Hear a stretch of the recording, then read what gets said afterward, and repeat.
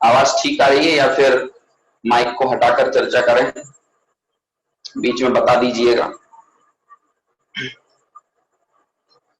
जीवम जीवम दवम जिणवर वसहेण जेण दिठम देविंद विंद वंदम वंदे तम सौदा सिरसा।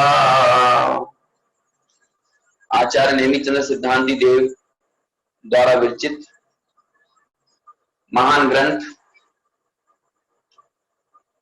द्रव्य संग्रह, जिसके आधार से हमारी चर्चा चल रही है। आचार्य देव ने 6 द्रव्यों का, पदार्थों का, अस्थिकायों का, तत्वों का, माइक दूर रख सकता हूं, वैसे ही बहुत दूर है, चलिए इसको अपने से बहुत ही दूर कर देता हूं।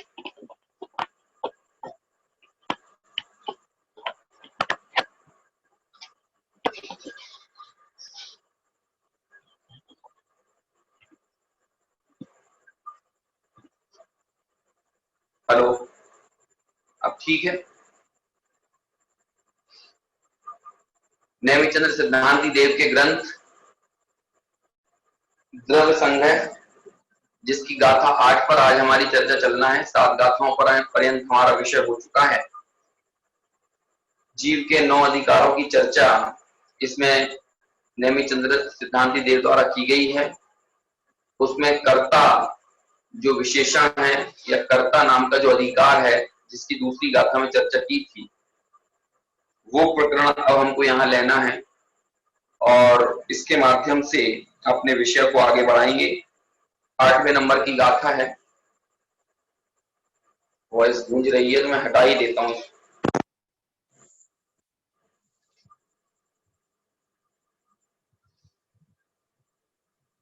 माइक को हटा ही दिया है, शायद अच्छी ठीक आवाज आएगी, जैसी कि नॉर्मल हर रोज आती है।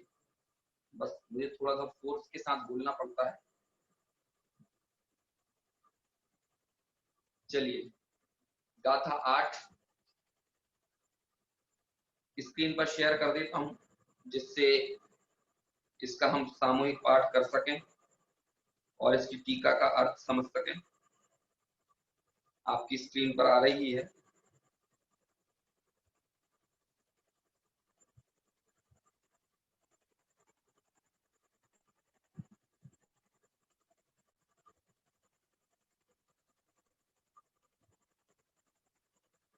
आठवें नंबर की गाथा द्रव्य संग्रह ग्रंथ।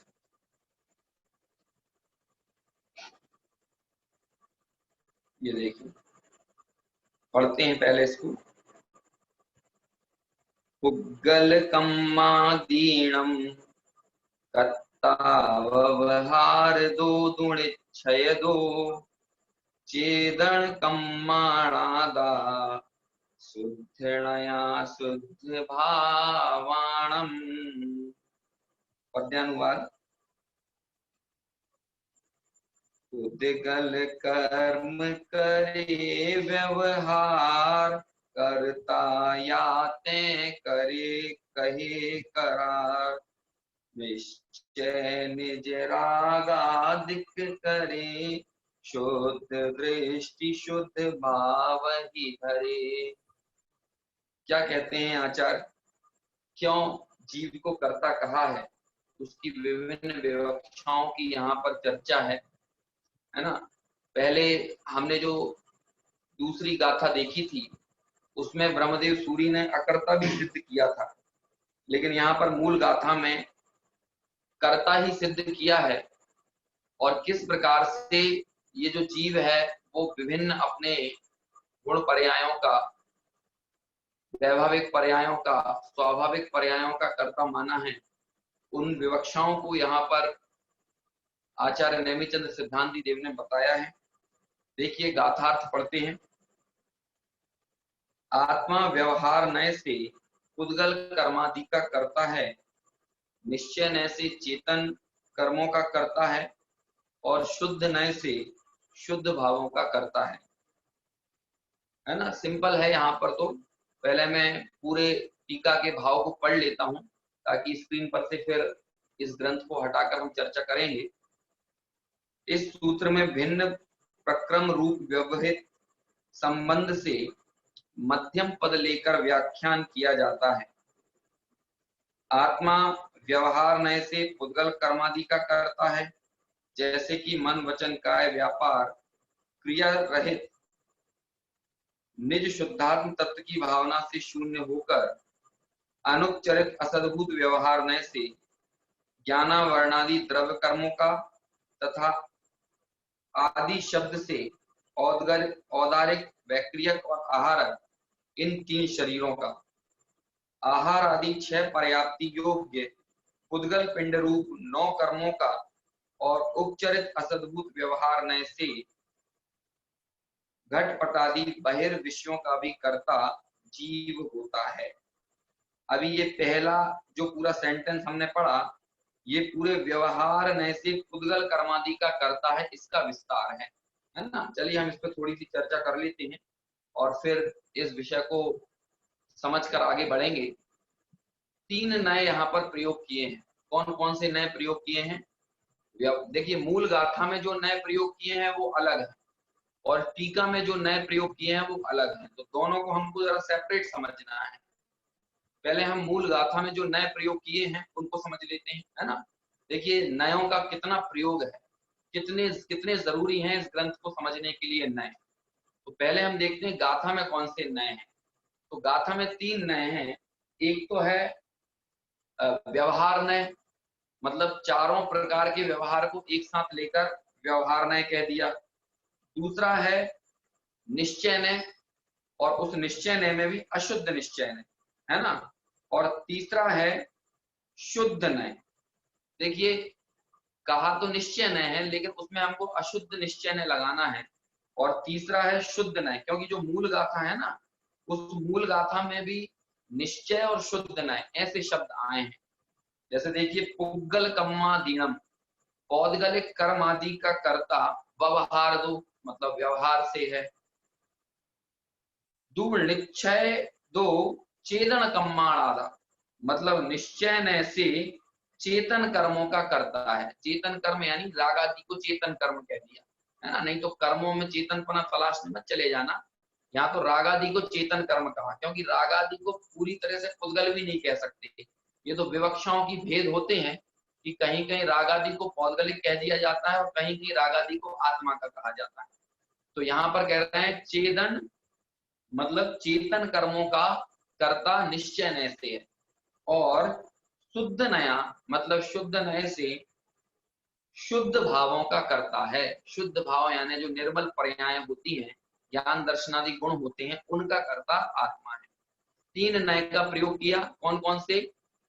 व्यवहार नय, निश्चय नय और शुद्ध नय।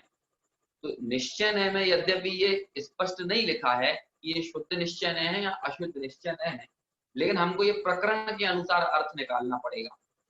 क्यों? क्योंकि जब आगे शुद्ध नय कहा, इसका मतलब चेतन के जो स्वाभाविक निर्मल भाव हैं, उनका कर्ता शुद्ध निश्चय नय से है। उस शुद्ध निश्चय नय को गाथा में तुक बनाने के लिए शुद्ध नय इतना लिखा। और चेतन कर्मों का यानी रागादि का कर्ता आत्मा को किस नय से कहा? रागादि का कर्ता आत्मा को कहा अशुद्ध निश्चय नय से। हालांकि गाथा में सिर्फ निश्चय नय लिखा, लेकिन निश्चय नय 2 भागों में विभाजित होता है, एक तो शुद्ध निश्चय नय और एक अशुद्ध निश्चय नय। और फिर शुद्ध निश्चय नय 3 भागों में बट जाता है, एक देश शुद्ध निश्चय नय, है ना, साक्षात शुद्ध निश्चय नय और परम शुद्ध निश्चय नय। मैं समझता हूं कि मैं इतनी बार इन नयों के नाम बोल चुका हूं, और जो लोग निरंतर कक्षाएं अटेंड कर रहे हैं, है ना, निरंतर अटेंड करने वाले 15-20 ही हैं, बाकी तो बीच बीच में जुड़ते रहते हैं, आते रहते हैं, जाते रहते हैं। कभी संख्या 26-27 रहती है, कभी 21-22 रहती है ना, कभी 15-16 रहती है। तो मैं समझता हूँ जो नियमित हमारे इस विषय के साथ जुड़े हुए हैं, उन्हें इन नयों के नाम तो बहुत भली भांति याद हो गए होंगे, ठीक है ना। निश्चय है कि जो हम 4 भेद करते हैं, उन 4 भेदों में पहले तो 2 भेद हुए, शुद्ध निश्चय है और अशुद्ध निश्चय है, और फिर शुद्ध निश्चय है के 3 भेद और हो गए। तो इस तरह टोटल 4 निश्चय के भेद होते हैं। तो गाथा में जब पहली बार निश्चय शब्द प्रयोग किया, तो वहां पर हमको समझना चाहिए कि इसका मतलब है अशुद्ध निश्चय है। क्यों? क्योंकि चेतन कर्मों का कर्ता कहा ना, कर्मों का कर्ता कहना, रागादि का कर्ता कहना, ये अशुद्ध निश्चय नय का कथन होता है। ठीक है। और जब निर्मल पर्यायों का कर्ता कहा जाता है तो ये शुद्ध निश्चय नय का कथन होता है। टीकाकार मुनिराज इसको थोड़ा सा और विस्तार करके बताएंगे तो हम वहां पर इस प्रकरण को समझेंगे, लेकिन अभी तो हमें सिर्फ इतना समझना है कि 3 तरह से नयों का विभाजन किया। एक तो व्यवहार नय, व्यवहार नय से पुद्गल का कर्ता है ना, पुद्गल में सब आ जाता है, शरीर भी आ जाता है, बाह्य संयोग भी आ जाते हैं, नौ कर्म भी आ जाते हैं, द्रव्य कर्म भी आ जाते हैं, सभी पौद्गलिक हैं। ठीक है। चेतन कर्म में भाव कर्म आ जाते हैं, है ना, राग द्वेषादि आते हैं। तो राग द्वेषादि का कर्ता अशुद्ध निश्चय नय से है। और तीसरा नय लगाया शुद्ध नय, मतलब अपने जो स्वाभाविक भाव हैं, स्वाभाविक ज्ञान दर्शनादि भाव जो हैं, उनका कर्ता शुद्ध नय से कहा।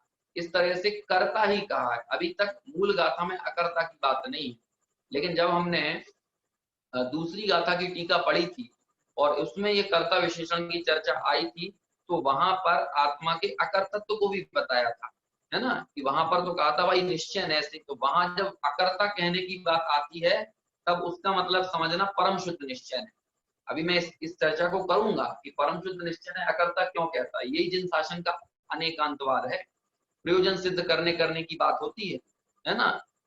परम शुद्ध निश्चय है तो पर्यायों का कर्ता भी आत्मा को नहीं कहता है? क्यों? क्योंकि वो तो निष्क्रिय तत्व को उसे सिद्ध करना ये प्रयोजन होता है परम शुद्ध निश्चय का। जो 49वीं गाथा की टीका में आचार्य अमृत चंद्र ने भी इस विषय को लिया है ना, और निष्क्रिय तत्व विशेष सिद्ध किया है वहां पर। ठीक है ना। तो यहाँ पर गाथा में 3 नय हैं, व्यवहार नय, अशुद्ध निश्चय नय और शुद्ध निश्चय नय, है ना। इस तरह से 3 नय। फिर टीकाकार मुनिराज इसको और विस्तार करते हैं व्यवहार नय को। अब जो पहला पुद्गल कर्मों का कर्ता व्यवहार नय से कहा, उस व्यवहार नय को और नए तरह से विभक्त करते हैं, मतलब उसको सद्भुत असद्भुत व्यवहार, उपचरित अनुपचरित के भेद से और तोड़कर हमको और स्पष्टता के साथ समझाते हैं। ठीक है ना। अभी सिर्फ पहले पद पर ध्यान दीजिए। पहला पद क्या है कि व्यवहार नय से आत्मा पुद्गल कर्म आदि का करता है। पुद्गल कर्म आदि, आदि लगाकर समस्त पौद्गलिक चीजों को समझ लेना है ना, वो टीका में स्पष्ट करेंगे। देखिए क्या कहते हैं, इस सूत्र में भिन्न प्रक्रम रूप व्यवहित संबंध से मध्यम पद लेकर व्याख्यान किया जाता है ना। ये मध्यम पद क्या होता है? मध्यम पद लेकर व्याख्यान किया जाता है। देखो, एक तो होता है कि जीव को पर का कर्ता बताना, एक तो ये इस तरह की कथन शैली होती है। एक कथन शैली होती है जीव को अकर्ता ही बताना, है ना। लेकिन एक शैली होती है कि कर्ता और अकर्ता दोनों बातें निकलना, है ना। मतलब अपने गुण पर्यायों का कर्ता भी बताना और वास्तव में उसको अकर्तत्व को भी सिद्ध कराना। क्यों? क्योंकि अपने गुण पर्यायों का कर्ता होने पर भी उन गुण पर्यायों का फेरफार जीव नहीं कर सकता। मतलब कहा तो जाता है कि द्रव्य के आश्रय से पर्याय होती है, लेकिन द्रव्य उस पर्याय का करने वाला होने पर, ऐसा कहा जाने पर भी उन पर्यायों को आगे पीछे नहीं कर सकता, मतलब हेर फेर नहीं कर सकता। यदि कोई चाहे कि केवल ज्ञान की पर्याय पहले लेकर आ जाए या सम्यक दर्शन की पर्याय पहले लेकर आ जाए, तो ये संभव नहीं है।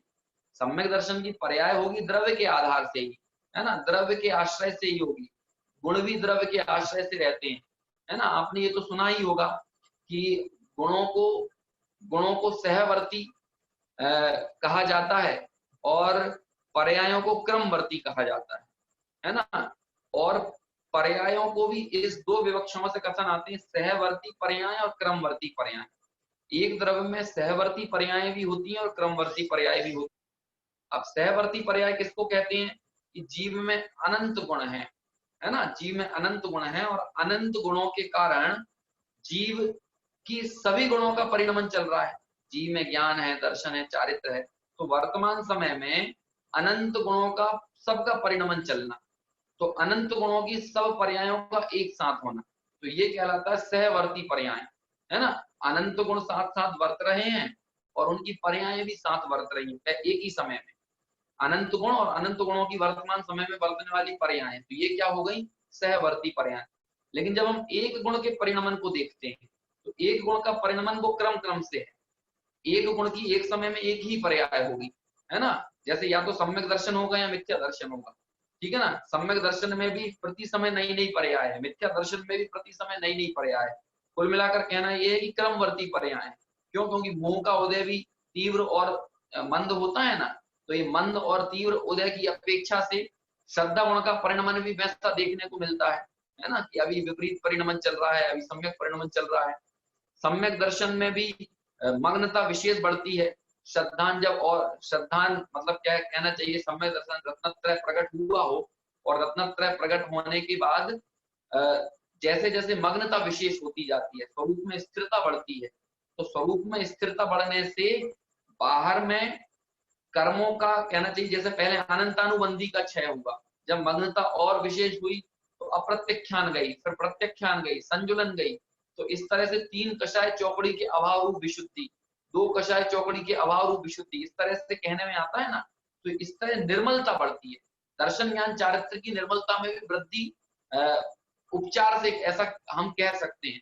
वैसे तो कहते हैं कि निर्मल सम्यक दर्शन वो एक जैसा है ना। चौथे गुणस्थान वर्ती की श्रद्धा और सिद्धों की श्रद्धा एक समान है। लेकिन जब हम अंतरंग में जैसे जैसे कषाय चौकड़ी का अभाव होता है, वैसे वैसे विशुद्धि जो बढ़ती है, उस विशुद्धि के बढ़ने को भी स्वीकार करना पड़ेगा।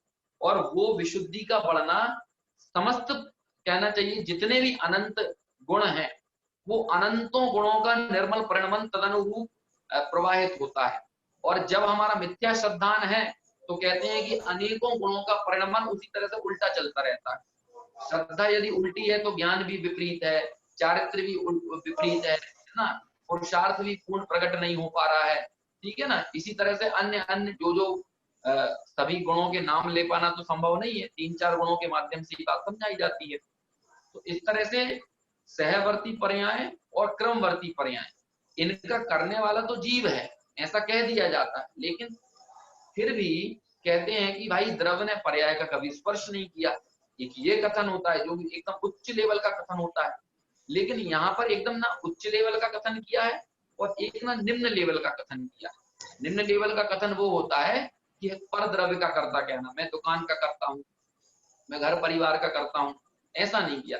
मूल गाथा में मध्यम मार्ग को अपनाया, मतलब कर्मों का कर्ता कहा है।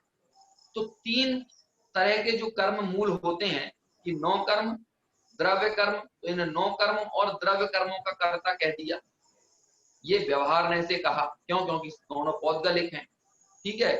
भाव कर्म का कर्ता कहा, तो भाव कर्म का कर्ता किसने से कहा? जैसे चेतन कर्म यहाँ पर कहा है, चैतन्य कर्म, है ना। क्यों? क्योंकि राग में आप पुद्गल को तलाशने जाओगे तो वो पुद्गल के निमित्त से होता है, इसलिए पौद्गलिक कहा जाता है।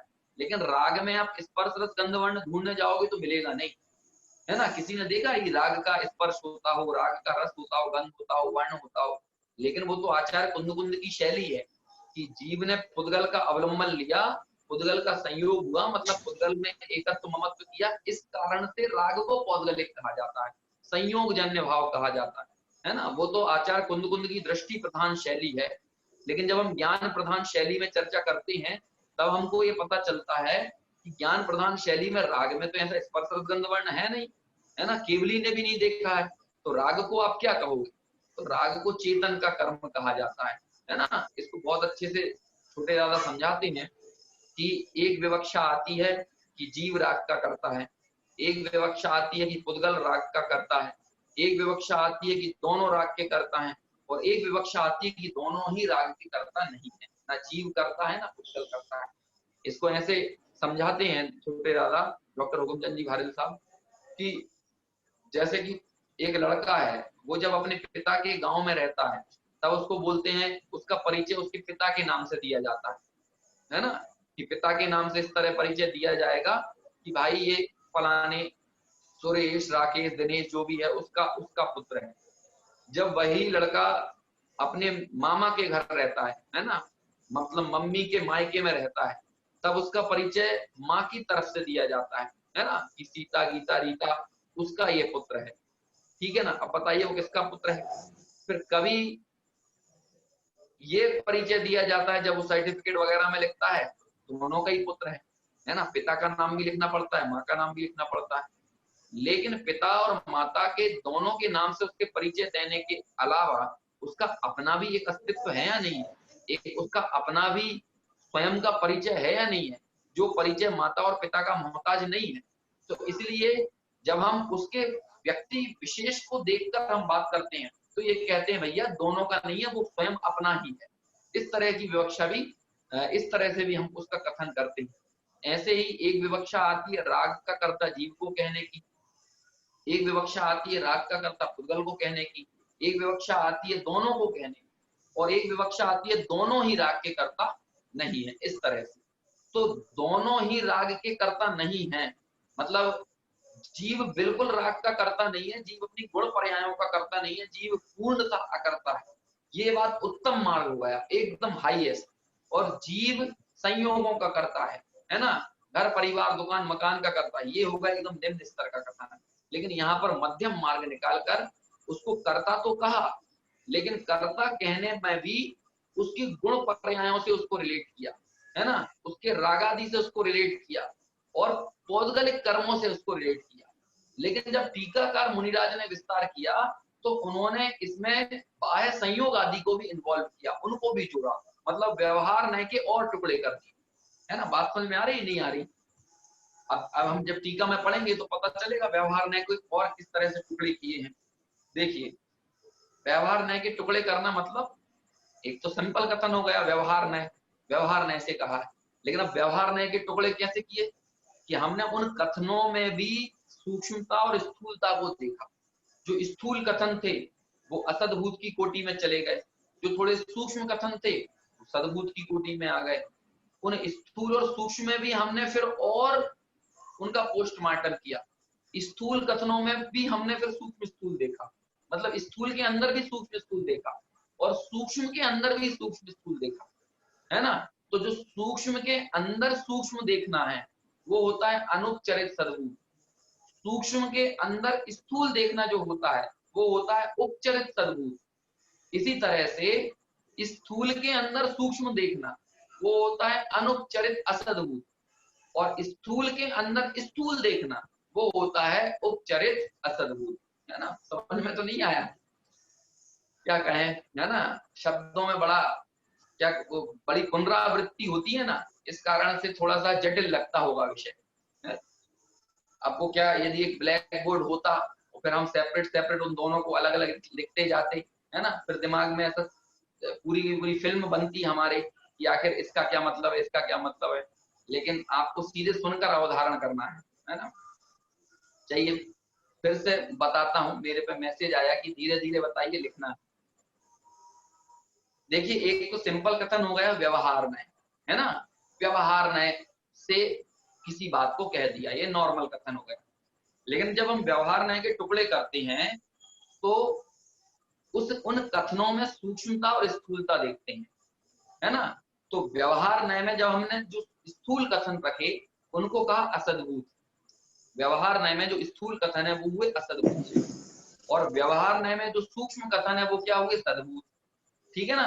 अब स्थूल और सूक्ष्म में हमने किस तरह से बंटवारा किया, को हमने कहा, स्थूल कथनों को क्या कहा, असद्भूत, और सूक्ष्म कथन को क्या कहा, सद्भूत। अब सूक्ष्म के अंदर भी सूक्ष्म और स्थूल के भेद किए, और स्थूल के अंदर भी सूक्ष्म और स्थूल के भेद किए, है ना, समझ में आया। सूक्ष्म के अंदर हमने फिर सूक्ष्म देखा, सूक्ष्म के अंदर सूक्ष्म देखना, उसे क्या कहा, उसको कहा अनुपचरित सद्भूत। मतलब अनुपचार यानी होता है भैया फॉर्मल बात नहीं है, इनफॉर्मल रियल बात है। उपचरित यानी फॉर्मल हो गया और अनुपचरित यानी थोड़ा रियल हो गया। क्योंकि व्यवहार है तो पूरी तरह से रियल तो नहीं है, लेकिन व्यवहार की भी कोटि तो हो सकती है ना, व्यवहार की भी श्रेणियां तो होती हैं। यदि आप उस पर्टिकुलर नय की अपेक्षा से देखें तो वो बहुत थोड़ा सा रियल जान पड़ता है।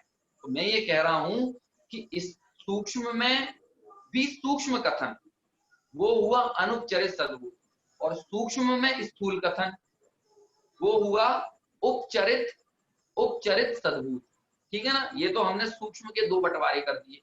इसी तरह स्थूल के दो बंटवारे किए, स्थूल कथन था लेकिन उस स्थूल में भी स्थूल, तो जो स्थूल में स्थूल कथन है वो हुआ उपचरित असद्भूत, और जो स्थूल में सूक्ष्म कथन है वो हुआ अनुपचरित, अनुपचरित असदभूत। ठीक है ना। एग्जाम्पल से बताऊं, अभी एग्जाम्पल आएंगे, गाथा में ही आएंगे, गाथा से मुनिराज समझाएंगे, है ना, टीकाकार समझाएंगे। मुझे ये समझ में नहीं आता कि ब्रह्मदेव सूरी आचार्य थे या मुनिराज थे, है ना, मुझे थोड़ा कंफ्यूजन है, क्योंकि मैंने इसका, हालांकि ब्रह्मदेव सूरी का मैंने परिचय नहीं पढ़ा, उसमें संभवतः दिया होगा, यदि ब्रह्मदेव सूरी का जो परिचय मिलता होगा, लेकिन टीका, टीका के साथ में सिर्फ ब्रह्मदेव सूरी कृत लिखा हुआ है, उनके पीछे आचार्य नहीं लगाया, इसलिए कई बार मैं कंफ्यूज हो जाता हूँ, तो आचार्य ब्रह्मदेव सूरी कह देता हूँ, कई बार मुनिराज ब्रह्मदेव सूरी कहता हूँ, है ना, लेकिन नॉर्मल कथन टीकाकार ब्रह्मदेव सूरी ऐसा समझ। ठीक है, देखिए, तो ब्रह्मदेव सूरी ने यहाँ पर इसका, इसको विस्तार देकर व्यवहार को टुकड़े कर कर समझाया। अब देखिए पहला टुकड़ा, पहला भेद जो किया, मूल कथन कितना था, मूल कथन इतना था कि व्यवहार ने से पुद्गल आदि कर्मों का करता है, इतना कथन था, है ना। अब देखना अंदर किस तरह टुकड़े करते हैं। जैसे कि व्यवहार नैसे पुद्गल कर्मादि का करता है, आत्मा व्यवहार नैसे पुद्गल कर्मादि का करता है। जैसे कि मन वचन काय व्यापार क्रिया रहित, जिसमें मन वचन और काय के व्यापार की क्रिया ना हो, ऐसा निज शुद्धात्म तत्व की भावना से शून्य होकर। मतलब क्या कहें, ये इतनी गजब की शैली है, आप अलग से बैठकर इसको पढ़ना, बताना कुछ और चाहते हैं लेकिन अयाद शुद्धात्मा को करते हैं। बताना तो यहाँ पर ये है कि ज्ञानावर्णादि द्रव्य कर्मों का कर्ता आत्मा है ना, व्यवहार में से इतनी बात कहना है। लेकिन उस बात को कहने के लिए जो विशेषण देकर बात आगे बढ़ाते हैं ना, कई लोगों को वो लगता है कितना कठिन कर दिया, सिंपल सिंपल लिख देते तो क्या दिक्कत थी। लेकिन वो क्या कहें, कर्मों की चर्चा करते समय भी स्वभाव का रस लेना, ये आचार्यों की कला होती है। चर्चा तो कर्मों की कर रहे हैं, आप सोचिए कि षटखंडागम, कषाय पाहुड़ जैसे ग्रंथों की रचना करी, जहां पर बंध ही बंध की चर्चा है, लेकिन उस बंध की चर्चा के बीच में भी, है ना, जो आचार्य देव थे, मुनिराज थे, वो अपने अपने छठे सातवें गुण स्थान में झूल रहा है। तो कर्मों की चर्चा करते करते भी स्वभाव का बल आता होगा कि नहीं आता होगा, कि भाई जिसने ऐसे स्वभाव को का आश्रय लिया, उसके ये जितने प्रकृति प्रदेश स्थिति अनुभाग बंध हैं, है ना, उन बंधों से उसने निवृत्ति पाई, आश्रव से निवृत्ति पाई। आश्रव से निवृत्ति पाने का, अनादिकालीन मोह को चूर चूर करने का, खंड खंड करने का कारण यदि कोई है तो वो स्वभाव का अवलंबन है। तो ये तरीका होता है, कला होती है ना। वास्तव में ये कलाकारी हमें देखने को मिल रही है यहाँ पर। क्या लिखते हैं कि निज शुद्धात्म तत्व की भावना, ये एक पद है, निज शुद्धात्म तत्व की भावना। लेकिन निज शुद्धात्म तत्व की भावना कैसी होती है, इधर से हमको पकड़ना है। निज शुद्धात्म तत्व की भावना कैसी होती है, तो कहते हैं मन वचन काय के व्यापार की क्रिया रहित होती है। मन वचन काय का व्यापार किसमें होगा, मन वचन काय का व्यापार इंद्रिय विषयों में होगा, ये आचार्य कहना चाहते हैं। तो शुद्धात्म तत्व की भावना, यद्यपि वो मन का विकल्प है, लेकिन वो मन के व्यापार को भी इंद्रिय विषयों के कोटे में डाल दिया। इसलिए कहा कि शुद्धात्म तत्व की जो भावना है ना, अपने जिन शासन में भावना शब्द का प्रयोग किया जाता है, हमारे यहाँ कामना शब्द नहीं होता, भावना शब्द होता है। क्यों? क्योंकि भावना बड़ा पवित्र शब्द है, कामना शब्द तो अच्छा नहीं है। एक कामना तो इच्छाओं को बताता है, और इच्छाओं को तो हमारे यहाँ दुख रूप कहा है, लेकिन भावना को भवनाशिनी कहा है। भावना भवनाशिनी, जैसा भावे वैसा हो जावे, इस तरह के पद आते हैं, है ना। तो निज शुद्धात्म तत्व की भावना कैसी है, कहते हैं मन वचन काय की क्रिया से रहित है। ऐसी मन वचन काय की क्रिया से रहित निज शुद्धात्म तत्व की भावना। लेकिन बात ये भी नहीं करना है, निज शुद्धात्म तत्व की भावना को बताना नहीं है, बताना तो ये है कि निज शुद्धात्म तत्व की भावना से शून्य कौन सी चीज है जो निज शुद्धात्म तत्व की भावना से शून्य है। पहले तो समझना निज शुद्धात्म तत्व की भावना कैसी। निज शुद्धात्म तत्व की भावना मन वचन काय की क्रिया से रहित। निज शुद्धात्म तत्व की भावना कैसी है, मन वचन काय की क्रिया से रहित है। लेकिन निज शुद्धात्म तत्व की भावना से शून्य क्या है, अगला प्रश्न, निज शुद्धात्म तत्व की भावना से शून्य क्या है, तो वो लिखते हैं कि अनुपचरित असदभूत व्यवहार से ज्ञानावरणादि द्रव्य कर्म। मतलब ज्ञानावरणादि द्रव्य कर्म जो हैं वो निज शुद्धात्म तत्व की भावना से शून्य है। जैसे निज शुद्धात्म, जहां निज शुद्धात्म तत्व की भावना है वहां ज्ञानावरणादि कर्म नहीं है, और जहां ज्ञानावरणादि कर्म है वहां निज शुद्धात्म तत्व की भावना नहीं है ना, दोनों एक दूसरे से अलग है। इसलिए ज्ञानावरणादि कर्म निःशुद्धात्म तत्व की भावना से शून्य है और निःशुद्धात्म तत्व की भावना ज्ञानावरणादि कर्मों से रहित है। ठीक है ना। ऐसे ज्ञानावरणादि कर्म कौन से नए से हैं, तो यहाँ पर लिखा अनुपचरित असद्भूत। असद्भूत मतलब स्थूल, लेकिन अनुपचरित यानी सूक्ष्म। ठीक है ना, जो सूक्ष्म स्थूल नए हैं, है ना। अनुपचरित है इसीलिए सूक्ष्म है, लेकिन असद्भूत है इसीलिए स्थूल है। समझ में आया कि ज्ञानावरणादि जो द्रव्य कर्म हैं वे पौदगलिक हैं, लेकिन उन पौदगलिक कर्मों का कर्ता जीव को कहना, ये जो विवक्षा है, ये जो कथन शैली है, ये कथन शैली इस बात को बताती है कि जैसे एक क्षेत्रावगा संबंध है ना, ये हमारी कल भी चर्चा चली थी, जहां पर एक क्षेत्रावगा संबंध होता है वहां पर जीव को कर्ता कहना, ये जो विवक्षा होती है, एक क्षेत्रावगा संबंध वाले संयोगों से जीव का एकत्व सिद्ध करने की जो बात होती है वो अनुपचरित असद्भूत का कथन होता है। और जहां पर एक क्षेत्रावगा संबंध से बाहर की चीजें हैं, जैसे कि रुपया, पैसा, धन संपत्ति, दुकान मकान, स्त्री पुत्र, ये जो है ये एक क्षेत्रावगा संबंध से बाहर की चीजें हैं ना, एक क्षेत्रावगा बाहर से, एक क्षेत्रावगा संबंध से बाहर की चीजों को जीव का कहना, ये होता है उपचरित असद्भूत, मतलब स्थूल स्थूल। लेकिन द्रव्य कर्मों का और शरीर का एक क्षेत्रावगा संबंध है, इनका कर्ता जीव को कहना, इनके साथ जीव का एकत्व बताना, ये होता है अनुपचरित असद्भूत। असद्भूत तो है क्योंकि पौदगलिक है, लेकिन अनुपचरित असद्भूत है। ठीक है ना, ये इस तरह से व्यवहार को तोड़ दिया। अनुपचरित असद्भूत व्यवहार में से द्रव्य कर्मों का, द्रव्य ज्ञानावरणी आदि द्रव्य कर्मों का कर्ता जीव को कहा जाता है। ठीक है, अगला देखिए, और आदि शब्द से द्रव्य कर्मादि कहा ना, तो आदि शब्द से औदारिक, वैक्रियक और आहारक, इन तीन शरीरों का ग्रहण करना। आहार आदि 6 पर्याप्ति योग्य पुद्गल पिंड, है ना, आहार आदि 6 पर्याप्ति योग्य पुद्गल पिंड रूप 9 कर्मों का और उपचरित असद्भूत व्यवहार नय से, है ना। द्रव्य कर्म 9 कर्मों का कर्ता तो किससे कहा, द्रव्य कर्म और 9 कर्मों का कर्ता, 9 कर्म यानी शरीर आदि, है ना। द्रव्य कर्म और 9 कर्म का कर्ता कहा अनुपचरित असद्भूत व्यवहार ने से, लेकिन घटपट आदि का कर्ता, मैंने खाना बनाया, मैंने दुकान चलाई, मैंने बाल बच्चे पाल पोस कर बड़े किए, है ना, मैंने स्त्री पुत्र मित्र कुटुंब आदि को संभाला, मैं उनका संरक्षक हूँ, तीर्थंकर भगवान का समो शरण, इस तरह के जो कथन है, ऐसे घटपट आदि का कर्ता जीव को कहना, ये कौन सा नय हो जाएगा, ये होगा उपचरित असद्भूत व्यवहार नय। क्यों, क्योंकि घटपट आदि ये एक क्षेत्रावगा संबंध से बाहर की चीजें हैं। जो एक क्षेत्रावगा संबंध की चीजों के साथ जीव का जब एकत्व बताया जाता है तो उस एकत्व को कहते हैं अनुपचरित असद्भूत।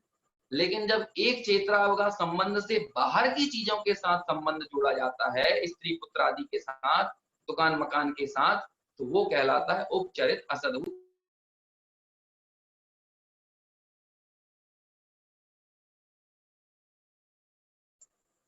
बीच में फोन कर रहा है, इसी स्टॉप हुआ। आवाज आ रही है अभी आपको?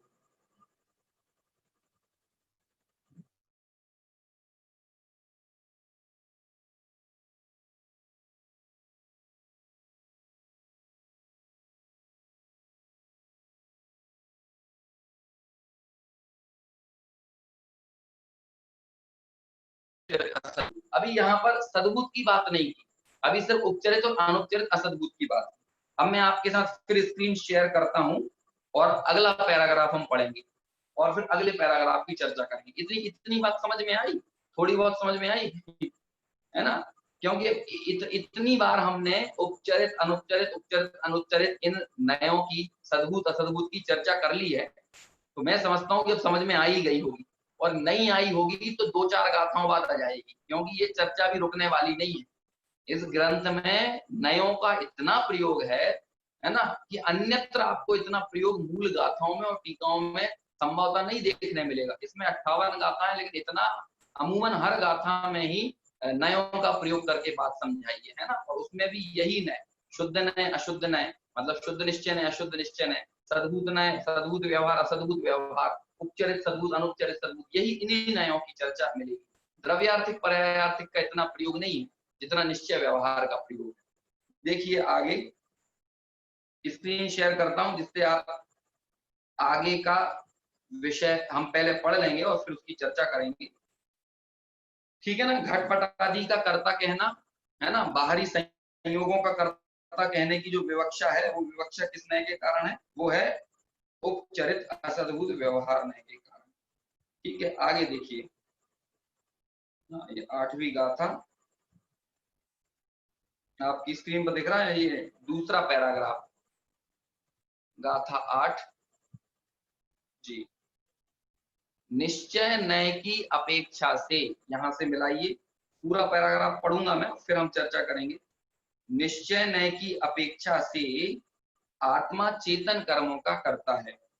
वह इस प्रकार कि रागादि विकल्प रूप उपाधि रहित निष्क्रिय परम चैतन्य की भावना से रहित होने से जीव ने रागादि को उत्पन्न करने वाला जो कर्म उपार्जित किया है, उसका उदय होने पर निष्क्रिय निर्मल स्वसंवित्ति को नहीं प्राप्त करता हुआ जीव भाव कर्म शब्द से वाच्य रागादि विकल्प रूप चेतन कर्मों का अशुद्ध निश्चय न से करता होता है ना।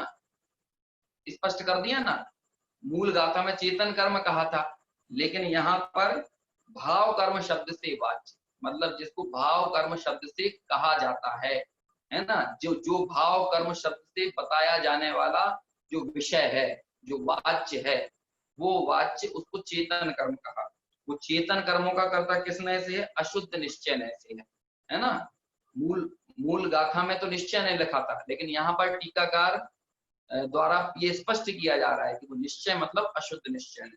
उसके बाद देखिए, अशुद्ध निश्चय नय का अर्थ कहा जाता है। अब अशुद्ध निश्चय नय किसे कहते हैं, वो पढ़ लीजिए, परिभाषा आ रही है अशुद्ध निश्चय नय की, कर्मोपाधि से उत्पन्न हुआ होने से अशुद्ध कहलाता है और उस समय तपे हुए लोहखंड के गोले के समान तन्मय होने से निश्चय कहलाता है।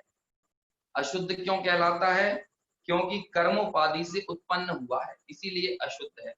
लेकिन जैसा तपा हुआ गोला रहता है, आग से गोले को तपा दिया जाए और वो गोला उस तपन से, उस गर्मी से, उस आग से अभिन्न रहता है ना, वो अग्नि उस पूरे गोले में समाई हुई रहती है, तो पूरे में एकाकार होने के कारण उसको निश्चय कहा जाता है। ऐसे ही आत्मा को रागादि का कर्ता कहना, तो आत्मा रागादि का करता है, क्यों, क्योंकि कर्मोपाधि जनित है। राग जो है वो कर्मोपाधि जनित है, इसलिए अशुद्ध है। लेकिन निश्चय क्यों है, यहाँ प्रश्न आ रहा है, ऊपर ज्ञानावर्णी आदि का कर्ता कहा, लेकिन यहाँ पर रागादि का कर्ता कहा जा रहा है ना। ज्ञानावर्णी आदि होते हैं द्रव्य कर्म, और ये जो अगला, ये जो हम जिस पैराग्राफ को पढ़ रहे हैं ना, इस पैराग्राफ में भाव कर्मों का कर्ता कहा जाता है, ठीक है ना। भाव कर्मों का कर्ता कहा जा रहा है।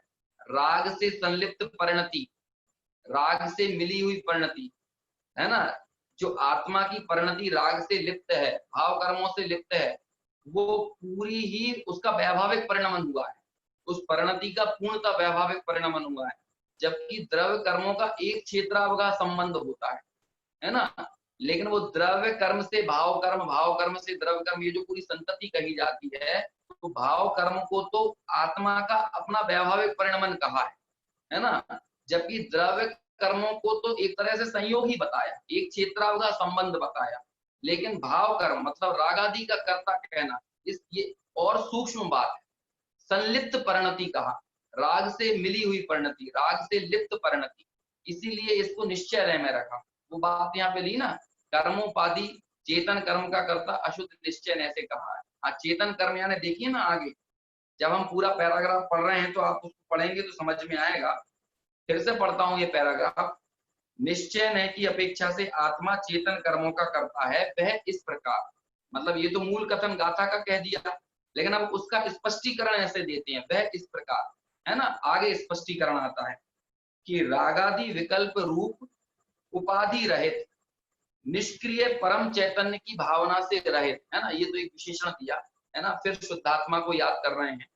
लेकिन निष्क्रिय परम चैतन्य की भावना से रहित जीव ने रागादि को उत्पन्न करने वाला जो कर्म उपार्जित किया, रागादि को उत्पन्न करने वाला जो कर्म उपार्जित किया, उसका उदय होने पर निष्क्रिय निर्मल स्वसंवृत्ति को नहीं प्राप्त करता हुआ जीव भाव कर्म शब्द से वाच्य, देखा ना, भाव कर्म। ऊपर जो ज्ञानावर्णादि कहा था वो तो द्रव्य कर्म से वाच्य है, लेकिन ये जो रागादि है ये भाव कर्म से वाच्य है। भाव कर्म शब्द से वाच्य राग आदि विकल्प रूप चेतन कर्मों का, राग आदि विकल्प रूप चेतन कर्मों का, भाव कर्म को ही चेतन कर्म का, भाव कर्म को ही रागादि रूप कहा। तो ऐसे रागादि चेतन कर्मों का अशुद्ध निश्चय ऐसे करता है, ठीक है ना। ऊपर द्रव्य कर्मों का जो कर्ता कहने की बात थी उसको अनुपचरित असद्भूत से कहा था, लेकिन यह रागादि कर्मों से संलिप्त परिणति, है ना, उसको स्पष्ट करते हैं कि अशुद्ध निश्चय ने क्यों कहा, कर्मोपाधि जनित है इसलिए अशुद्ध है। लेकिन जैसे लोह पिंड, तपा हुआ जो लोह खंड होता है, लोह खंड का जो गोला होता है उसके समान तन्मय है, मतलब जो गर्मी है, जो आग है, उस अग्नि से लोह खंड तन्मय है, पूरे में वो अग्नि समाई हुई है ना। इस कारण से निश्चय कहा, तन्मयता के कारण से। ऐसे ही राग की तन्मयता के कारण निश्चय कहा, लेकिन वो राग कर्मोपाधि जनित है, संयोग जन्य है, पौद्गलिक है। पौद्गलिक जो पौद्गलिक कहने की जो विवक्षा आचार्य कुंद ने कही कि पुद्गल की तरफ देखा तो राग पैदा हुआ, पुद्गल को अपना माना, पर के साथ एकत्व ममत्व कर्तृत्व भोक्तृत्व किया, इस कारण राग पैदा हुआ, इसलिए उनको संयोग जन्य भाव कहने में आता है। तो संयोग जन्य होने के कारण और कर्मोपाधि होने के कारण उसको अशुद्ध कहा। लेकिन चूंकि आत्मा के साथ संलिप्त परिणति है ना, वो वैभाविक गुण का परिणाम स्वरूप अपना ही है ना आत्मा का, तो इसीलिए वो निश्चय ने कहा, तन्मयता के कारण अशुद्ध निश्चय ने ऐसा कहने में आता है, ठीक है ना। अशुद्धता के साथ अभेद करके कथन किया, है ना। मिथ्या दृष्टि आत्मा, कषाई आत्मा, रागी आत्मा, इस तरह से हमने अभेद कर दिया, रागी मिथ्या दृष्टि अभेद कर दिया। उस अशुद्धता के साथ पुद्गल कर्म जनित, या कहना चाहिए कि कर्मोपाधि जनित जो अशुद्धता है उसके साथ आत्मा को तन्मय कर दिया, एक में एक बता दिया। तो एक में एक बताने के कारण हुआ निश्चय, लेकिन है तो कर्मोपाधि जनित, इसलिए अशुद्ध। ये यहाँ पर विवक्षा है। तो जो चेतन कर्मों का कर्ता निश्चय से कहा था उसका विस्तार देते हुए यहाँ ब्रह्मदेव सूरी लिखते हैं कि अशुद्ध निश्चय ऐसे भाव कर्मों का करता है। आगे आगे की बात पढ़ते हैं। इस प्रकार अशुद्ध और निश्चय इन दोनों का मिलाप करके अशुद्ध निश्चय ने कहा जाता है। अशुद्धता का भी और निश्चय का जब दोनों का मिलाप कर दिया तो अशुद्ध निश्चय ने कहा। अशुद्धता क्यों है, कर्मोपाधि जनित होने से, और निश्चय क्यों है, तन्मयता होने से, है ना, संलिप्त परिणति होने से, उन रागादि भावों से, वैभाविक भावों से संलिप्त परिणति होने के कारण उसको क्या कहा, निश्चय कहा। ठीक है, आगे शुद्ध नया शुद्ध भावानम, जब जीव शुभ अशुभ रूप तीन योग यानी मन वचन काया के व्यापार से रहित शुद्ध बुद्ध ऐसे एक स्वभाव रूप परिणमन करता है, तब अनंत ज्ञान सुखादि शुद्ध भावों का छद्मस्थ अवस्था में भावना रूप से और विवक्षित एक देश शुद्ध निश्चय से करता है, और मुक्त अवस्था में शुद्ध नय से अनंत ज्ञान सुखादि शुद्ध भावों का करता है। देखिए मूल गाथा में शुद्ध नय था, लेकिन अब यहाँ पर शुद्ध नय के एक देश और पूर्ण शुद्ध यानी साक्षात शुद्ध निश्चय ने, इस तरह से भी भेद कर रहे हैं, ठीक है ना। अगला पेज पर और पढ़ लेते हैं पूरा, फिर आखिरी नय भी आ जाएगा, ठीक है ना, चौथा नय भी यहाँ पर आ जाएगा। परंतु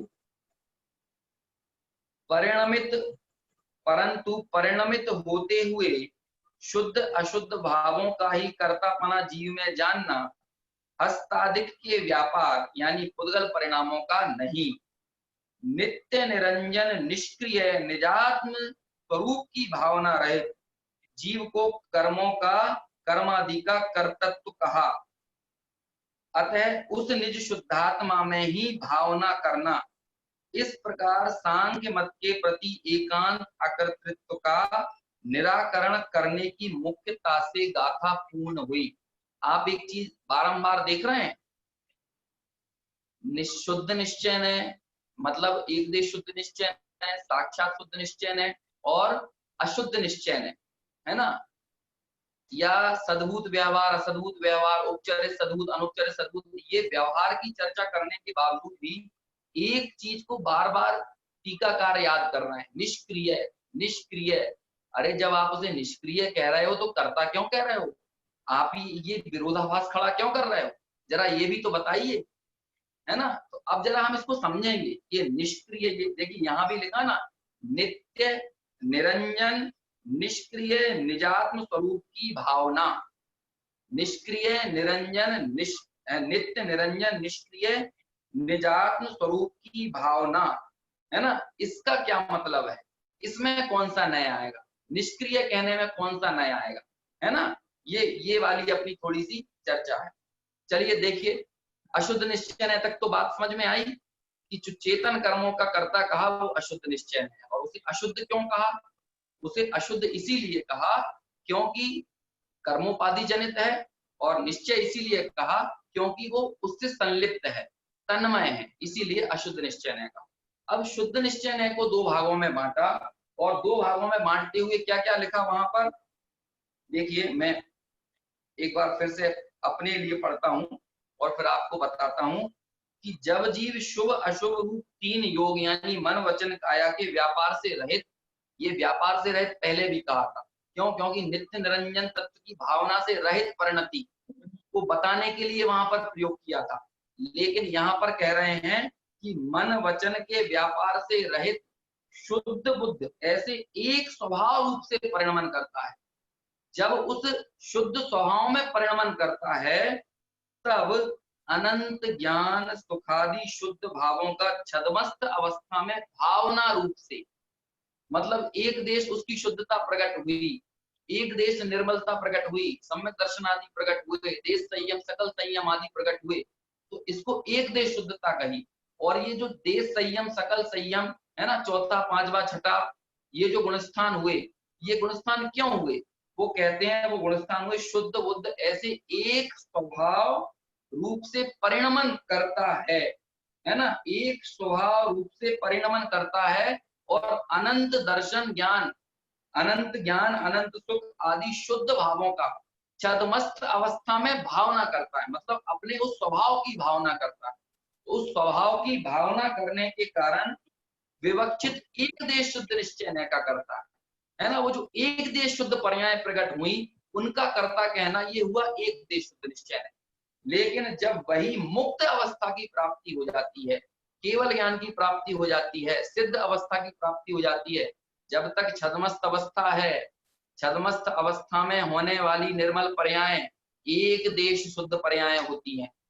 इसलिए छदमस्त अवस्था तक की पर्यायों का कर्ता कहना, छदमस्त अवस्था तक की निर्मल पर्यायों का कर्ता कहना, ये हुआ एक देश शुद्ध निश्चय है।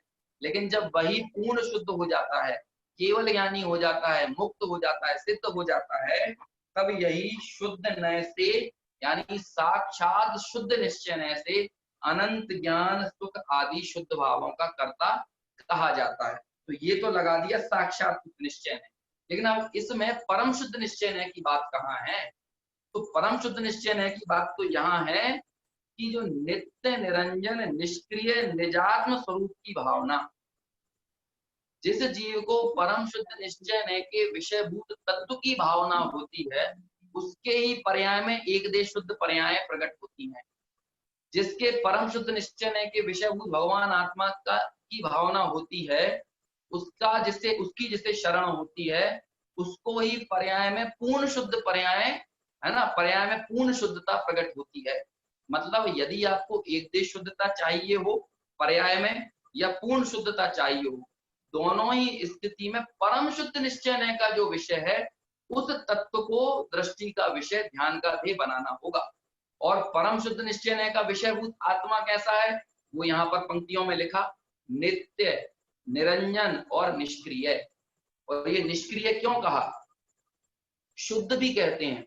शुद्ध का अभिप्राय क्या होता है, आचार्य अमृतचंद्र ने 72वीं गाथा समय सार की टीका लिखी और वहां पर शुद्ध शब्द का विस्तार किया है ना। सकल कारक चक्र प्रक्रियोत्तीर्ण निर्मलानुभूति मात्रत्वात् शुद्धा, जो सकल कारक चक्र की प्रक्रिया से पार है, मतलब कर्ता, कर्म, करण, संप्रदान, अपादान, इस तरह से जो सकल कारक चक्र की प्रक्रिया है, मैं किसी का कर्ता नहीं, कोई मेरा कर्ता नहीं, मैं किसी का कर्म नहीं, कोई मेरा कर्म नहीं, है ना, मैं किसी का करण नहीं, कोई मेरा करण नहीं, इसी तरह मैं संप्रदान नहीं, मेरा कोई संप्रदान नहीं, मैं किसी का अपादान नहीं, मेरा कोई अपादान नहीं, मैं किसी का अधिकरण नहीं, कोई मेरा अधिकरण नहीं। इसे कहते हैं कारक चक्र की प्रक्रिया। और जब कारक चक्र की प्रक्रिया को आप अलग निकाल देंगे तो फिर कर्ता की बात कहां से आएगी, और यहाँ पर तो कर्तापना सिद्ध किया जा रहा है ना। तो इस चीज को समझना, यहाँ पर तो मूल रूप से जो आखिर में लिखा ना कि ध्येय उद्देश्य क्या है, लिखा कि सांख्य मत वाले एकांततः अकर्ता ही सिद्ध करते हैं। वो ये नहीं देखते, वहां पर कोई विवक्षा नहीं लगाते, है ना, वो नयों का प्रयोग नहीं करते, बल्कि एकांतता स्वच्छंदी होते हैं उसे अकर्ता सिद्ध करके। तो ऐसे उन सांख्य मतों के अकर्तत्व इस मान्यता का निराकरण करने के लिए इस बात को यहाँ पर आचार्य देव ने हमारे सामने ये उस प्रयोजन को सिद्ध करने के लिए गाथा कही है।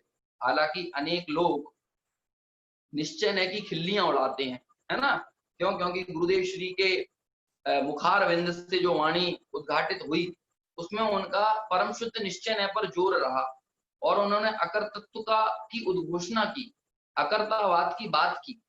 तो कई बार अन्य मतावलंबी तो क्या कहें, हम हमसे भिन्न मत रखने वाले, है ना, है तो जैन धर्मावलंबी ही, लेकिन हमसे भिन्न मत रखने वाले लोग इस तरह की बात करते हैं कि हमारे आचार्यों ने तो कर्ता कहा है, आत्मा को कर्ता ही माना है ना। इस तरह की बात करके द्रव्य संग्रह की इस गाथा का उदाहरण देते हैं कि देखो आत्मा तो करता है ना, एक देश शुद्ध पर्यायों का करता है, चाहे निश्चय नय से पकड़ लो, चाहे शुद्ध नय से पकड़ो, चाहे अशुद्ध नय से पकड़ो, चाहे व्यवहार से पकड़ो, आत्मा तो बस करता है ना। ये सोनगढ़ वालों ने बिल्कुल उल्टा मार्ग चला दिया, इस तरह की बातें करते हैं। लेकिन देखिए जब यहाँ पर स्वयं टीकाकार स्पष्ट करते हैं, जब किसी तत्व की स्थापना की जाती है तो वहां पर विवक्षा अलग होती है, और जब तत्व का ग्रहण किया जाता है तो विवक्षा अलग होती है। यहाँ पर तत्व की स्थापना करना प्रयोजन मुख्य है, यहाँ पर तत्व का ग्रहण करने का मुख्य नहीं है। ये तो टीकाकार का ऐसा महात्मा है, टीकाकार का ऐसा कला है या ऐसी मस्ती है टीकाकार की कि उन्होंने स्थापना करने के काल में भी स्वभाव का मजा लिया और उन्होंने शुद्धात्म तत्व को याद किया। ये तो टीकाकार की मस्ती है, लेकिन मूल गाथाकार तो जीव को स्थापित कर रहे हैं, मुख्य ग्रंथकार तो पुद्गल को स्थापित कर रहे हैं, धर्म अधर्म आकाश काल का जो स्वरूप है उस स्वरूप को स्थापित कर रहे हैं। लेकिन टीकाकार की खुमारी है जो अपने स्वभाव के रस में ऐसे निमग्न है कि उनको शुद्धात्म तत्व की भावना याद आए बिना नहीं रहती, है ना। इस कारण वो मूल स्थापित करने वाले, है ना, तत्व को स्थापित करने वाले प्रकरण में भी तत्व के ग्रहण करने की बात करते हैं। और शुद्ध पर्याय, चाहे वो एक देश शुद्ध पर्याय हो, चाहे वे पूर्ण शुद्ध पर्याय हो, दोनों ही पर्यायों की प्रकट करने का जो कारण है वो नित्य निरंजन निष्क्रिय शुद्धात्म तत्व की भावना है। यदि वो भावना अंतर हृदय में है और नित्य निरंजन निष्क्रिय ये बताने वाला जो नय है, उस नय का नाम है परम शुद्ध निश्चय, है ना। जिस नय में निर्मल और अनिर्मल पर्यायों से भिन्न एक त्रिकाली शुद्ध अखंड, है ना, एक ज्ञायक भाव को, चैतन्य मात्र चित्त सामान्य भाव को जहां पर विषय बनाया जाता है, उस नय की विवक्षा मुख्य होती है। तो इस तरह से हमको संकेत मिला, है ना, परम शुद्ध निश्चय नय का संकेत मिला। मुख्यता से बात तो जीव को कर्ता सिद्ध करने की थी, और दूसरे गाथा की टीका में तो मुखर होके ब्रह्मदेव सूरी ने ये बात कही थी कि वास्तव में तो नित्य निरंजन अखंड जो परमात्म तत्व है, निश्चय से वो तो अकर्ता है। सीधे ये बात कही थी। आप दूसरी गाथा की टीका को स्मरण कीजिए, है ना, या फिर आप देखिएगा पुनः, वहां पर तो टीका में अकर्ता के विशेषण को इसी तरह समझाया था। लेकिन यहाँ पर कर्ता के विशेषण पर मूल गाथाकार, है ना, ग्रंथकार नेमिचंद्र सिद्धांति देव का जोर था, इसलिए उन्होंने सारी विवक्षाएं वही लगाई जो आत्मा के कर्तत्व को सिद्ध करती हैं। लेकिन फिर भी उस बीच में टीकाकार ने नित्य निरंजन अखंड निष्क्रिय जो एक ज्ञायक भाव है, जो परम शुद्ध निश्चय का विषय है, ऐसे उस आत्म तत्व को भी स्मरण किया, और ऐसे उस आत्म तत्व की भावना को ही एक देश शुद्ध पर्यायों के प्रकट होने का, और उस आत्म तत्व की भावना को ही जो परम शुद्ध निश्चय का विषय है, ऐसे आत्म तत्व की भावना को ही पूर्ण शुद्ध पर्यायों के प्रकट होने का कारण कहा।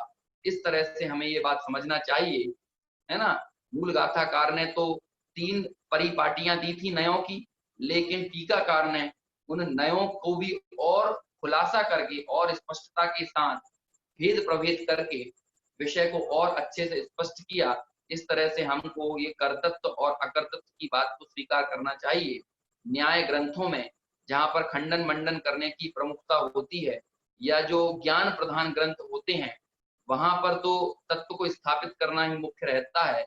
लेकिन जो दृष्टि प्रधान ग्रंथ होते हैं, समय सार, नियम सार जैसे, ऐसे ग्रंथों में तत्व के ग्रहण करने की भावना प्रमुख होती है। इसलिए तत्व के ग्रहण करने की बात करने वाले ग्रंथों की विवक्षाओं को समझना और तत्व को स्थापित करने वाले ग्रंथों की विवक्षाओं को समझना, ये दोनों हमारे लिए जरूरी है।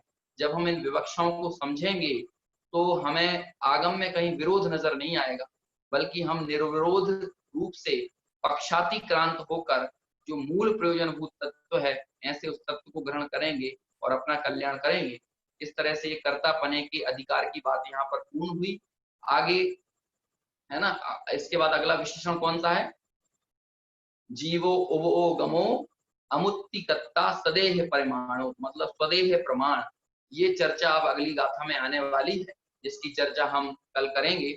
अभी हमारे विषय को यहीं पूर्ण करते हैं। सभी लोग ऐसे नित्य निरंजन निष्क्रिय तत्व की भावना के जरिए अपने शुद्धात्म तत्व को जाने पहचाने, उसका आश्रय लें, और पहले एक देश शुद्ध पर्याय प्रकट करें, और कालांतर में सिद्धत्व केवल ज्ञान जैसी पूर्ण शुद्ध पर्यायों को प्रकट करें। इसी मंगल भावना के साथ अपनी बात को यहीं अभी पूर्ण करता हूँ। शेष चर्चा आगे अपन कल करेंगे। जनवाणी स्तुति करेंगे। निज निधि निज में बताई, यह अनंत उपकार है। उसके लिए जिन वाणी माको वंदना शत बार है, वंदना शत बार।